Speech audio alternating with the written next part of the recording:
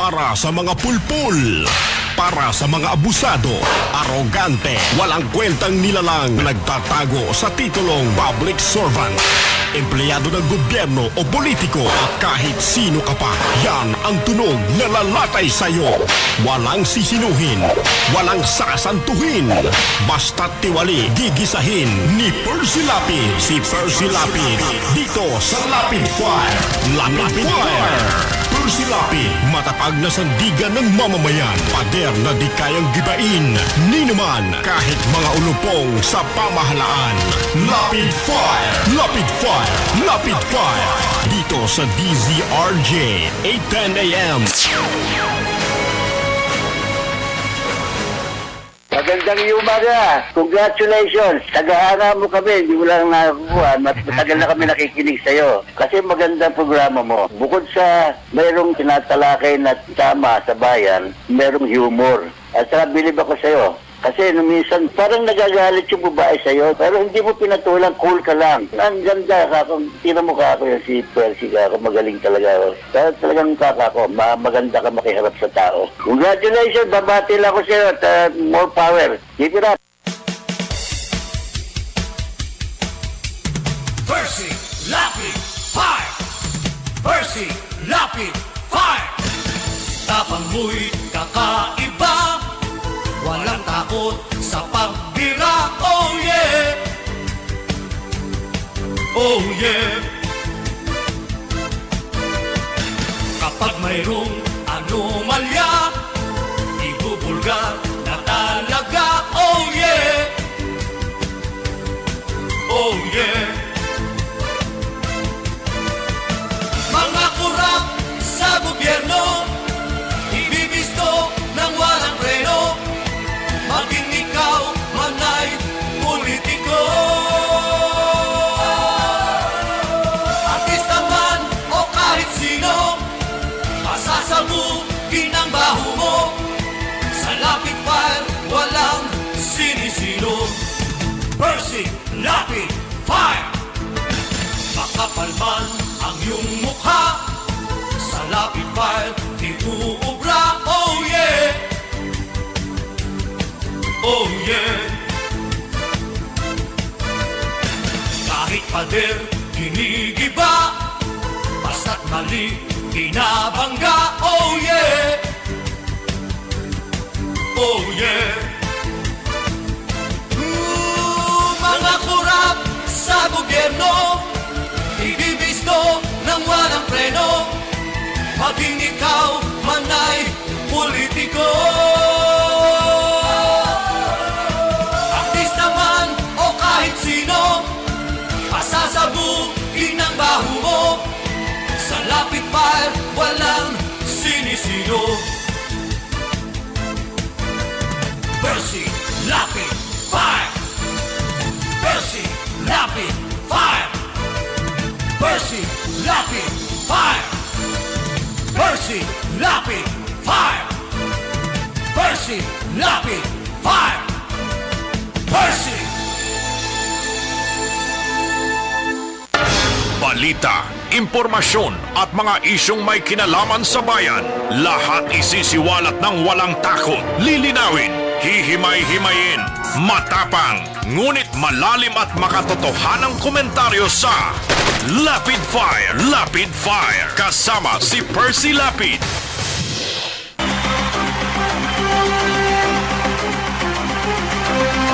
Magandang gabi po mga kaibigan. Muli pong sumasa inyo ang palatuntunang Lapid Fire. Tayo po'y napapakinggan Lunes hanggang Biyernes, pagsapit po ng alas 10 ng gabi hanggang alas 12 ng hating gabi. Dito po yan sa makasaysayang himpilan ng DZRJ 810, ang Radyo Bandido. Siyempre po muli tayong tatalakay ng mga issue na ating po pag-uusapan ngayong gabi. Tayo po'y sabayang napapanood sa Channel 224 ng Sky Cable at sa lahat po ng mga gumagamit ng digital boxes at TV Plus. Nasusundan din po ang ating palatuntunan sa buong mundo sa pamamagitan po ng ating live streaming Sa gawing kanan po niyan, meron po tayong chatroom. Maaari kayong mag-type ng inyong reaksyon na ating pong babasahin sa kabuuan ng ating pagtatanghal. At dito po naman sa ating himpilan, meron din tayong mga landline at text line kung saan maaring itawag at ipadala ang inyong mga reaksyon. Ang frontliner po natin na makakasama ngayong gabi ay walang iba kung hindi ang ating idol, ang macho guwapito si Ariel, hanggang alas 12 po sa pagtatanghal ng Rapid Fire.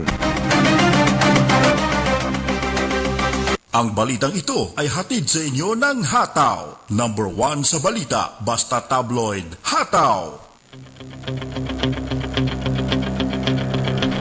Walang preno kung bumatikos. Malalim at makatwirang komentaryo.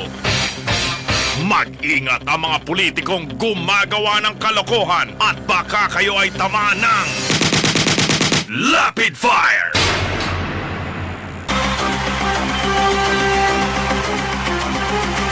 Hindi man po kapani-paniwala na merong mangyayari ay ipinag-utos daw ni Justice Secretary Menardo Guevara sa National Bureau of Investigation na imbestigahan ito pong si Police Major General Debold Sinas, ang hepe ng NCRPO, na nagkaroon di umano ng birthday party celebration habang ipinatutupad nga po itong quarantine protocols. Inuunahan na natin, hindi naman kapani-paniwala yan eh. Ang sabi ho ni Guevara, there is already an existing order to the NBI to investigate violations of quarantine protocols. Yung kay Coco Pimentel hanggang ngayon wala eh. Niniwala pa ba kayo sa Encantada? Ilang taon na kayo? Yung mga ganyang kwento ay katulad lang ho ng kung paniniwalaan, para pa rin tayong naniniwala sa sinaunang panahon na superstition na Encantada, mga kaibigan, at saka mga ermitanyo. Kasama na ho dyan yung pinagpapaliwanag si Mocha, mga kaibigan, sa pagpapakalat ng fake news. Gaano karaming fake news na kinalat niyan, ngayon pa lang kayo mag-iimbestiga, pagpapaliwanagin. Luma na yan eh. Nabasa na namin sa comics yan. At sa kahuli-hulihan, ang istorya po niyan, patay ang bida sa huli. Yun eh. At gusto naman itong mga senador na naniniwala sa Encantada, mga kaibigan, na parusahan o i-reprimand itong si General Debold Sinas. Pag nagpapaniwala tayo sa mga ganyang balita, press release yan eh.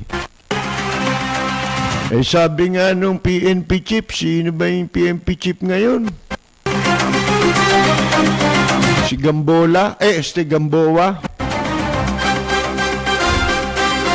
Sabi ni Gamboa, Gamboa. Wala raw mali ron eh. Ba't pa kayo mag-iimbestiga? Laging walang mali. Di nag-aaksaya lang tayo ng panahon. Sabi ko nga sa inyo, ako tatanungin ninyo, ba pwede ko sa lokohan? Yun ang katwiran natin eh. Pwede ho ako sa lokohan, wag lang matagal. Nauna kwento sa ginagawa mga kaibigan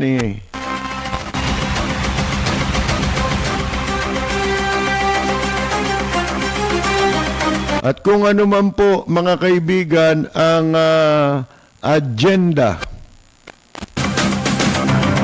ano man ang motibo, ano man ang iniisip na pwedeng mapala sa paggagawad ng interim franchise. Ito'y bill pa lamang, nasa second reading pa lang pasado.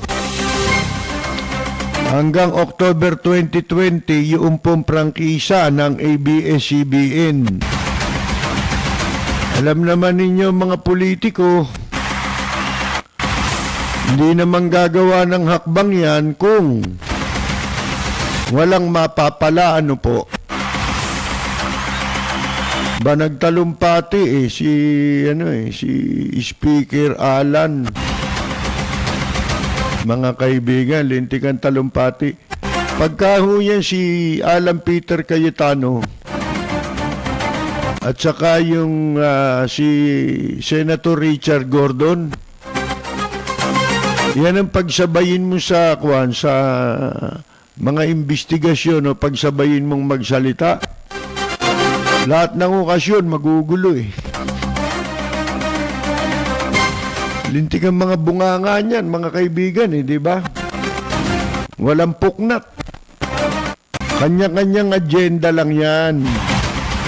Kaya kayong mga moron na mga troll, napahiya na naman kayo. Bakwet.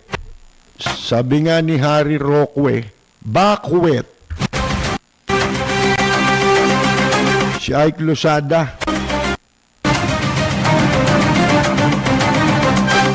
Bakit napahiya na naman ang mga troll na mga magagaling?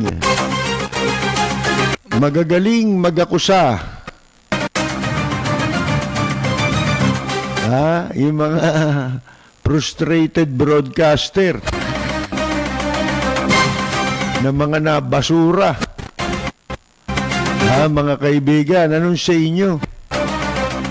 Meron pa kayong mga sexual mga issue, mga hindi raw nagbabayad ng buwis. Meron pa isang nagmamagaling na kulamnista na maraming napapaniwalang gago May pa-Hungary pa Ano ngayon? Saan kayo ngayon? Lana. Pahiya na naman. Ang tagal na ninyong mga nawala ng kredibilidad, nagsisipagsalitaan pa rin kayo, nagsisipagsulatan pa rin kayo hanggang ngayon. Makapagsip-sip lang kayo. Pweh!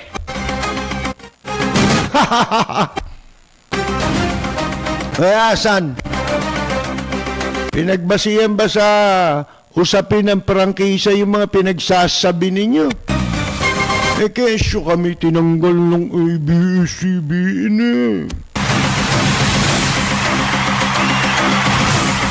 Sumakay na hindi ba? Ang issue prangkisa, di napahiya kayo ngayon. Ikinonsidera ba yung mga pinagsasasabi ninyo? Sa renewal ng prangkisa? Wala.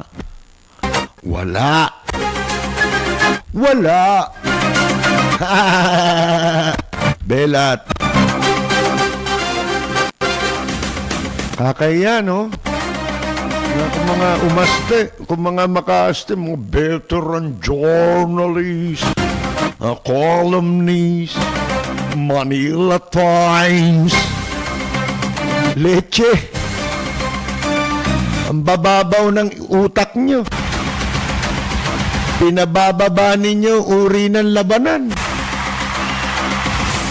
Yan yung mga gawa ninyo.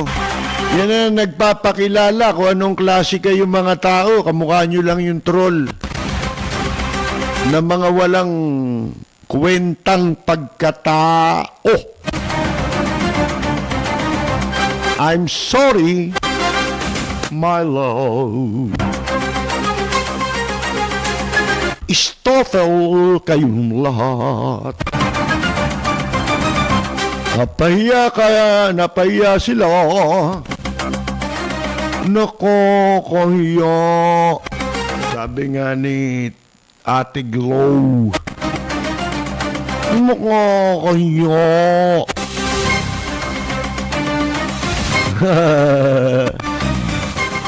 Mga dumidiskurso sa Facebook no ha? Yung mga ganito mga tax evasion, mga ganyan. YouTube, kumikita fake news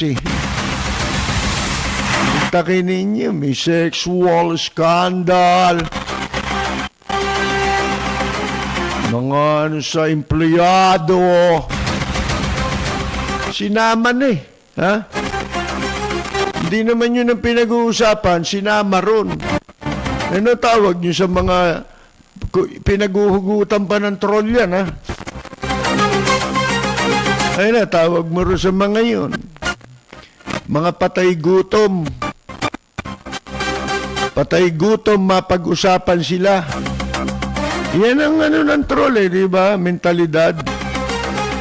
Di napahiya kayo ngayon. Wawa naman sila, no? Yan ang kaibahan ng Lapid Fire. Kolum. Hindi naman kolum yan, kulam yan. Kulamnis. Hindi ba, no? Kaya, no? Approve. Second reading. Naggagawad ng provisional franchise to operate. Pinakinggan ba yung mga sexual kung ano-anong issue? Wala bakit? Ang tawag dun, rule of law.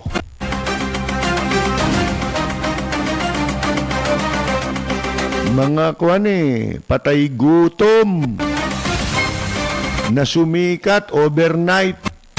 Walang puhunan kundi mambuli. Yun ang investment nila, no ha?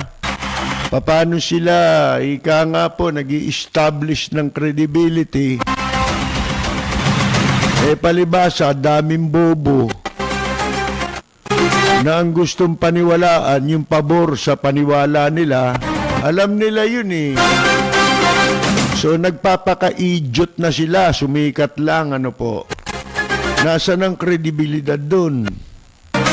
Yan ang sinasabi natin Puro kayuhin Puro kayuhin, doropot. Magbabalik po ang laging nagkakatotoong pagbabalita ng Lapid Fire pagkatapos lamang ng ilang saglit. Lapid at sa mga listeners ngayon, binabati ko ang inyong programang Lapid Fire sa matapang at makatotohanang pagbabalita. Lagi po nating pakinggan ang programang Lapid Fire ni Kapersi Lapid. Ito po ang inyong katrupa at kaibigan, Mike Pacquiao. Maraming salamat po. Balit, impormasyon at mga isyong may kinalaman sa bayan. Lahat isisiwalat ng walang takot. Lilinawin, hihimay-himayin, matapang, ngunit malalim at makatotohanang komentaryo sa Lapid Fire. Lapid Fire, kasama si Percy Lapid.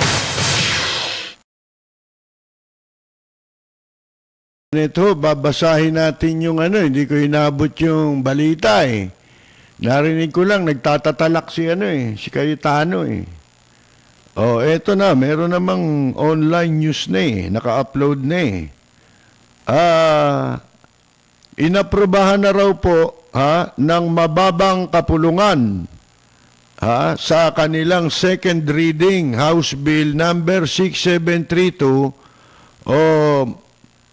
tawag din na an act granting the ABS-CBN Corporation a franchise to construct, install, operate, and maintain radio and television broadcasting stations in the Philippines and for other purposes. Filed by Speaker Alan Peter Cayetano and several lawmakers. Banahawa ko kay Sino ba yun? Si Bonjing? Si Jimmy? Said Bulaga? Mga kaibigan. O yan. So, asan ngayon yung issue ninyo?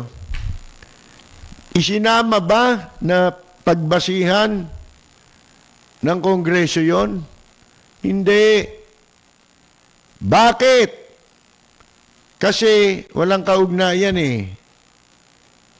Ganito, rule of law para sa mga gago ang proseso kahit saan ganito. Halimbawa, punta ka sa korte. Diba? Ito malinaw. Hindi ito pagdunong-dunungan, totoo to. Kahit sinong abogado, tanungin ninyo. Pag ikaw, kinasuhan ka ng murder sa hukuman, may kaso ka na sa hukuman. Halimbawa, murder ang kaso mo. Ano gagawin sa'yo? Lilitising ka. Hindi ba? Ngayon, saan kang kaso lilitisin? Ba di siyempre, dun sa kasong isinampa sa'yo na kasong murder. Ganun yun Di ba? Ngayon, pag ikaw ba nililitis na ron sa kasong murder, mga idiot, ito pakinggan ninyo. Simple lang ito. Ito hindi nangangailangan ng talino dahil ito'y common sense. At ang tawag dito ay rule of law. Lilitising ka ba, bang nililitis ka ba sa kasong murder, pwedeng magsalita kung sino mang pauupuin doon sa witness stand. Sasabihin niya, yang si Pedro na kinakasuhan ninyo ngayon, nako, ang daming inasawa niyan. Di ba? Pwede mo ba sabihin yun?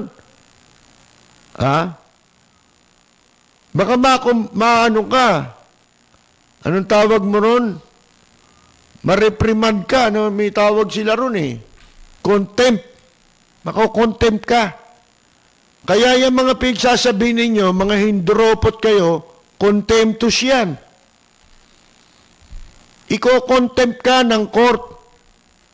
Bakit? Wala sa lugar yung sinasabi mo. Hindi pinag-uusapan sa akusado na nasa hukuman ang ibang kaso maliban sa murder. Kaya hindi mo pwedeng ungkatin doon, estapador yan ba't mo sasabihin yun? Kinalaman nung sinasabi mo, tatanungin ka ngayon, mamimilipit ka na pag tinanong ka. Teka muna, ano yung mga pinagsasabi mong yan? Babanatan ka na nung abogado. Anong sasabihin sa'yo? Saan mo na, kaugnayan yan dito sa kasong murder? Sige nga. Meron ba? Wala na. Maswerte kung palayasin ka lang. Mga kaibigan, di ba? Baka i-contempt ka. Pag kinontempt ka, pwede kayo ipakulong ng judge. Kaya kayong mga gago, kayo nagpapaniwala sa mga nagsisipagsulat ng kung ano-anong issue na ang pinag-uusapan sa issue ng ABS-CBN ngayon yung franchise. Ngayon, may iba ka palang kaso. Nasaan yung demanda nun? Nandun sa ibang korte. Doon ka pumunta sa korting yun. Tumistigo ka ron. Gago. Di ba? Kung may kaso mga iba yan. Wala akong kaso mas lalo kang gago. Wala palang kaso yan, ano pinagsasabi mo? Malayo yan sinasabi mo dito sa kasong murder, kaya nandito ngayon tong akusado at nililitis, kundi ka tarantado't kalahati. Tama hindi? Tama.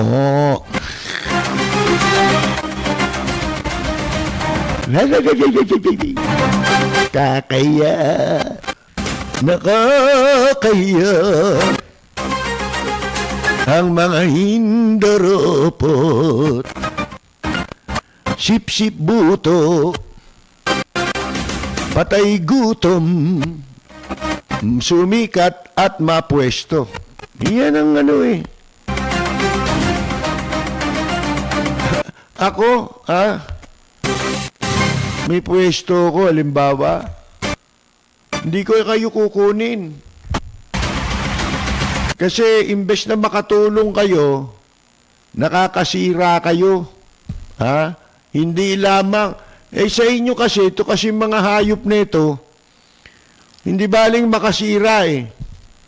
Ang importante, mapabuti sila sa pagsisip-sip nila. Kaya nila ginagawa yan, nagsisip-sip sila. Hindi ho ba? O di ngayon, pahiya kayo. Asan kayo ngayon? Ito yung sinasabi ko. Ang issue is franchise. Kung meron kang issue, alam mo, ang ABS-CBN, merong mga tuntuning ipinatutupad, halimbawa, ang gobyerno para sa prangkisa. Sabihin mo kung ano yung nilabag nila ron. Hindi sasabihin mo may sexual harassment. Hindi kami binesinueldoan, tinanggal kami sa trabaho. Wag niyong isakay dito yan. Kahit kanino, wag niyong gagawin yan. Dahil yan ay masama.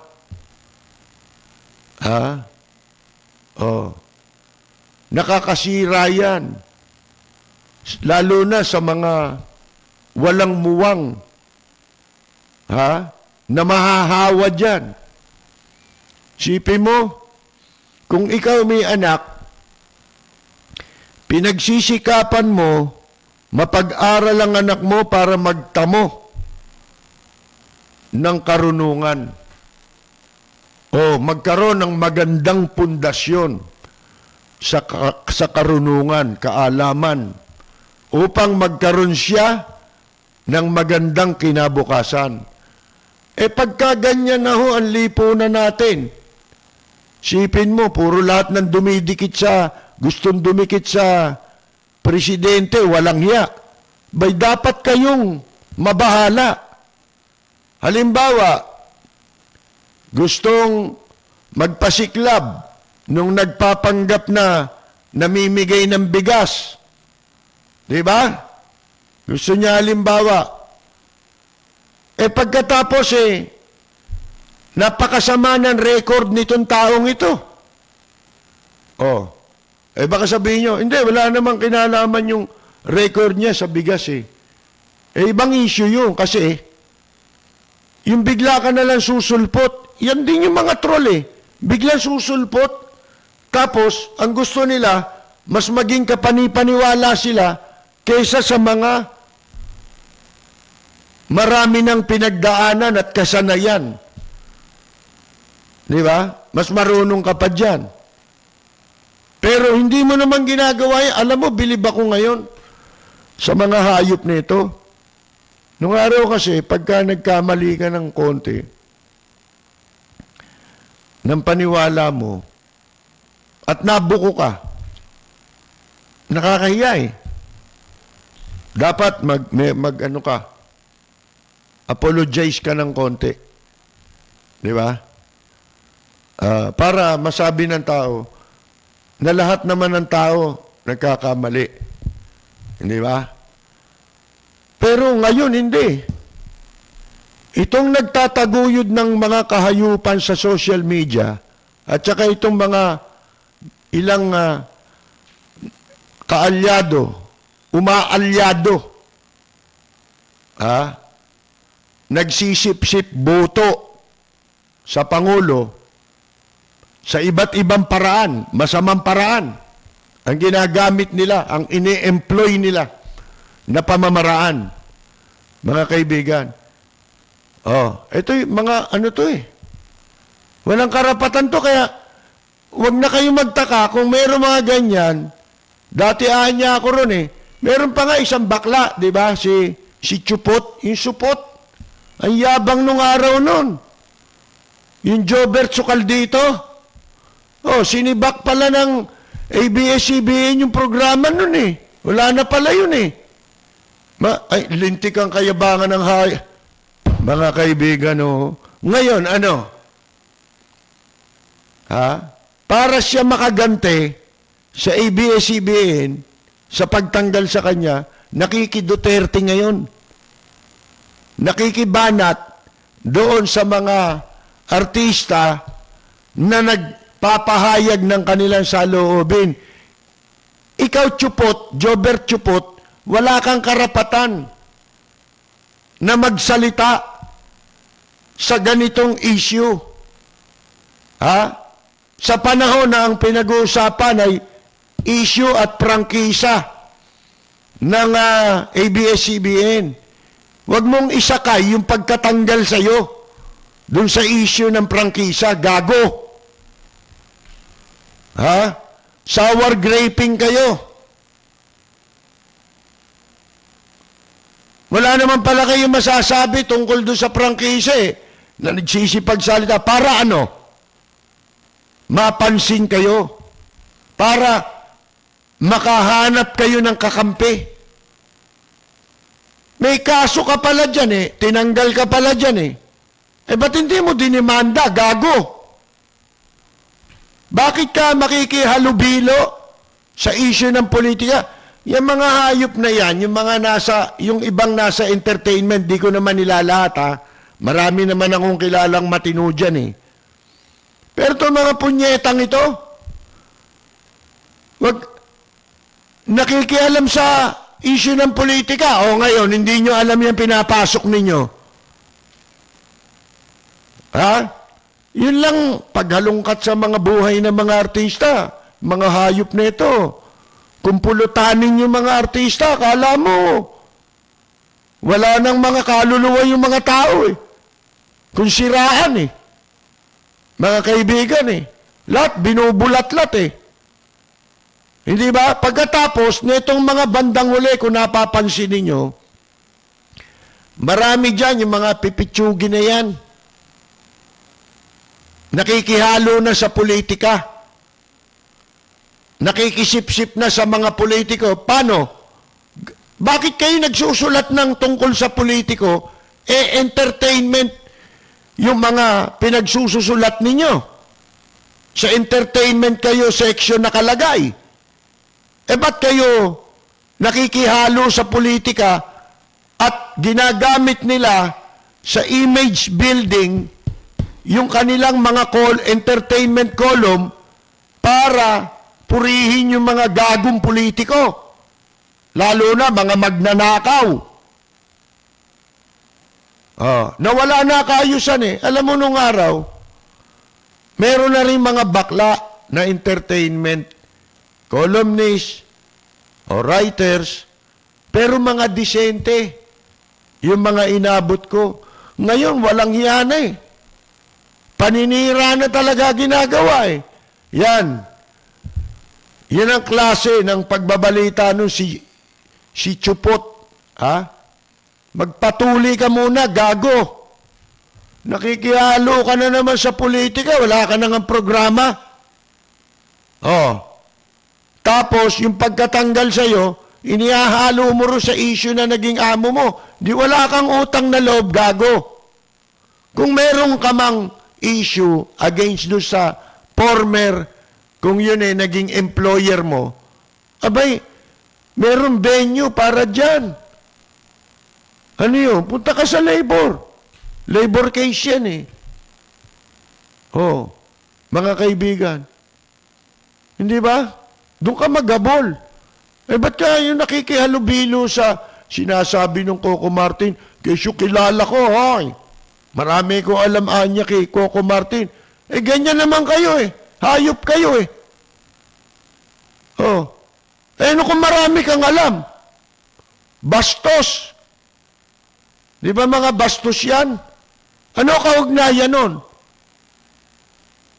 Hindi niyo ba alam masama yun? Ha? Nasa Biblia yun. Huwag mong isisiwalat yung lihim ng tao. Hindi bale kung public official yan, nagnakaw yan. Okay lang yan eh.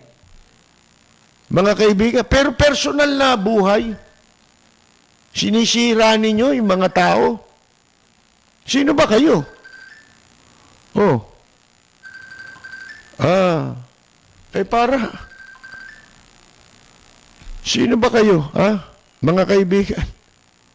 Sipin mo, nawalan siya ng tinanggal siya. Kasi yabang-yabang mo eh. Lahat ng tao sinisiraan mo eh. Oh. Mga kaibigan, ba't di ka humingi ng tulong doon sa dating nagbibigay sa iyo kay Arne Enriquez tsaka kay Jinggoy?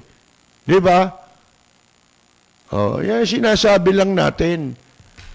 Kala mo ito mga walang, alam nyo nung araw, hindi pa, maraming entertainment columnist akong kilala, editors, writers, bading.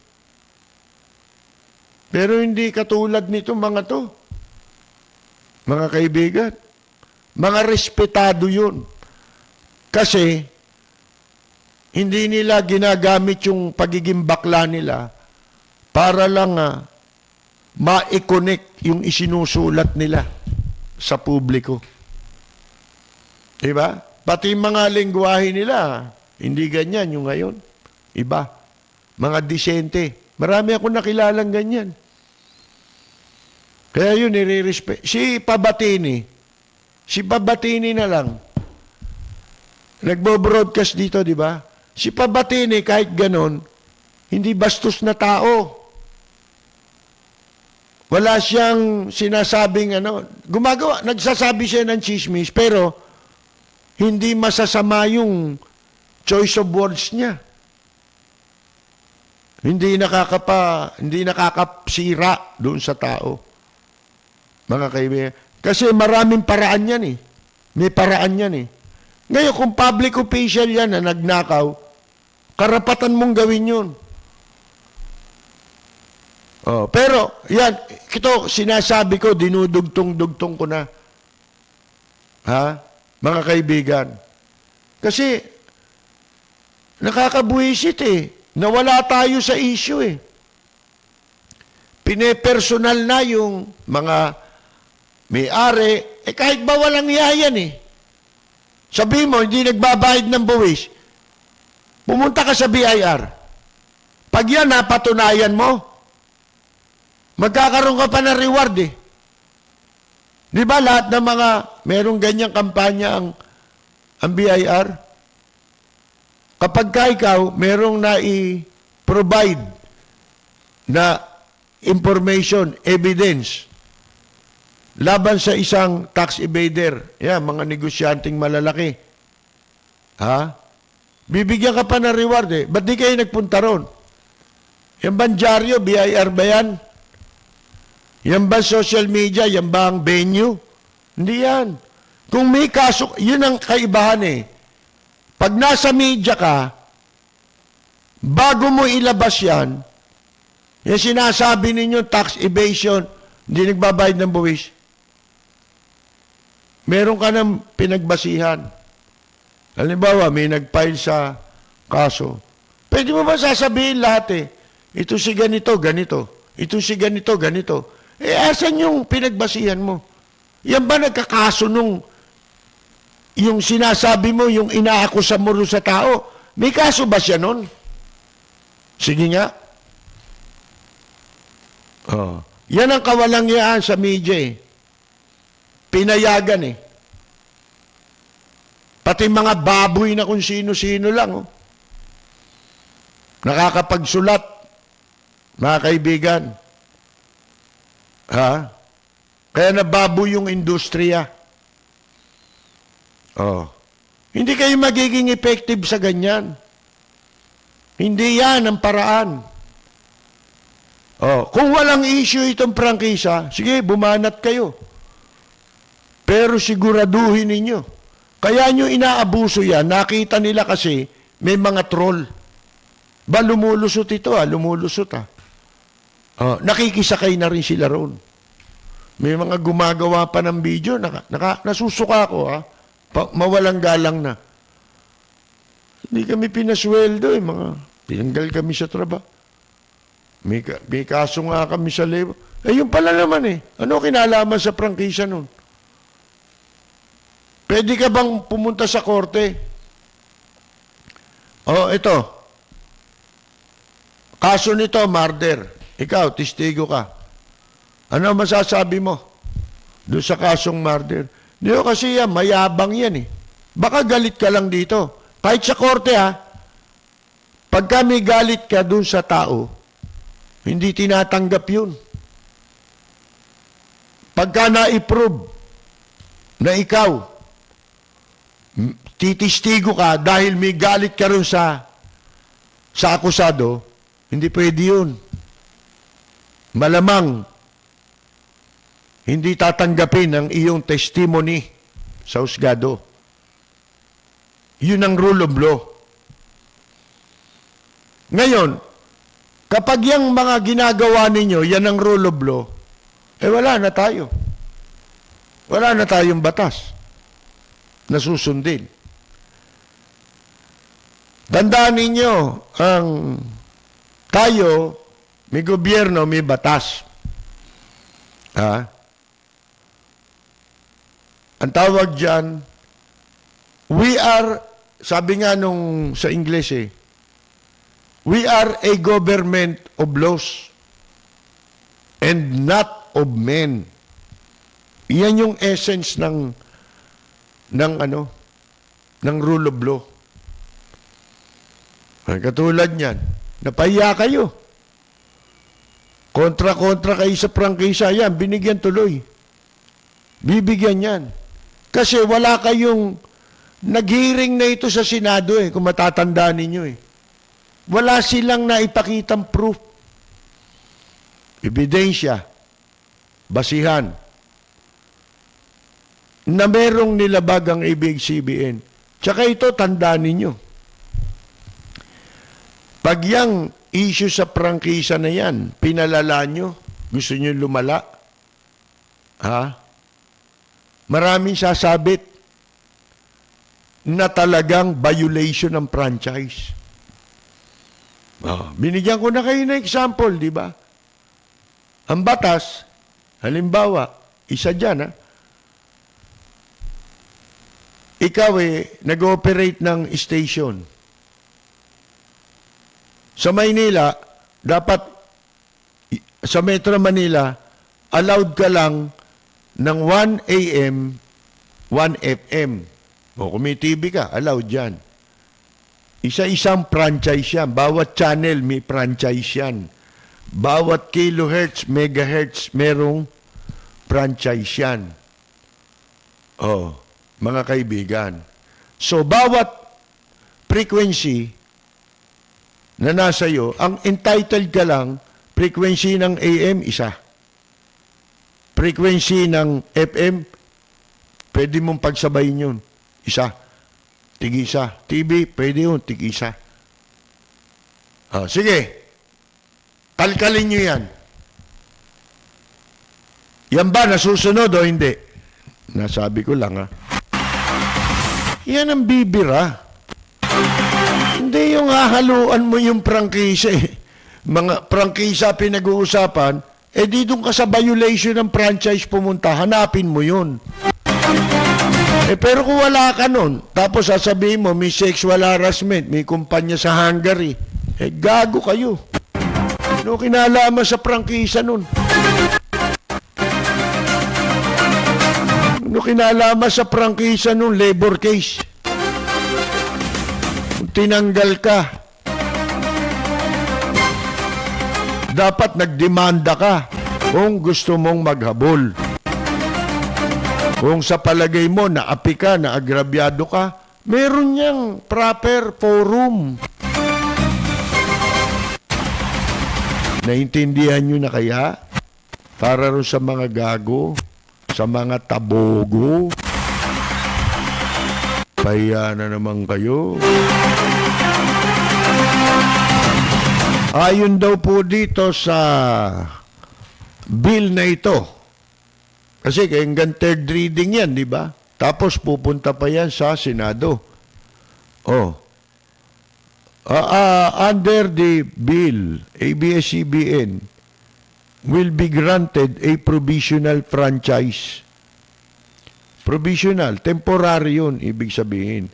Habang hindi pa siguro na fully na bibigyan ng tamang pagkakataon yung prangkisa. Tataka nga ako bakit may pa-provisional pa.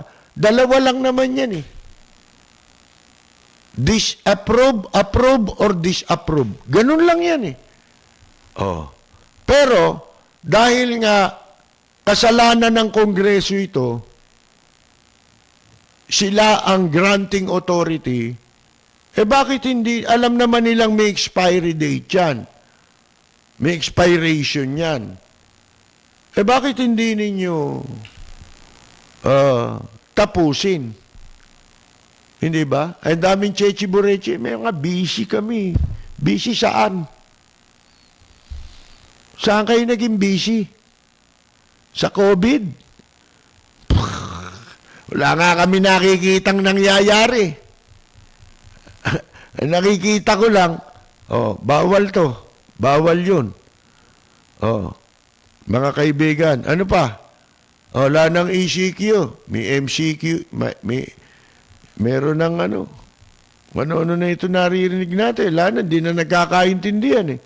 Iba na naman ngayon. Kahapon mananatili sa ECQ ang Metro Manila. Ngayon moderate. After May 31 daw. Mga kaibigan, ngayon, tutuloy natin itong sinasabi ni Cayetano. Itong balita sa ginawaran ng provisional franchise hanggang October 31. Sabi, doon sa bill na ito, na ang author ang sponsor si Alan Cayetano. Through this measure, baka siguro hindi siya ngayon speaker, hindi siya naging senator, kung hindi nagkaroon ng programa yung tatay niya nung araw doon sa ABS-CBN. Kumpanyero, kumpanyera. Yan pa isang problema ng media ngayon sa media. Kaya ang media, unti-unti, ako aminin ko sa inyo, talagang nasira ang media, napasok ng mga katarantaduhan. Isa-isahin natin yan.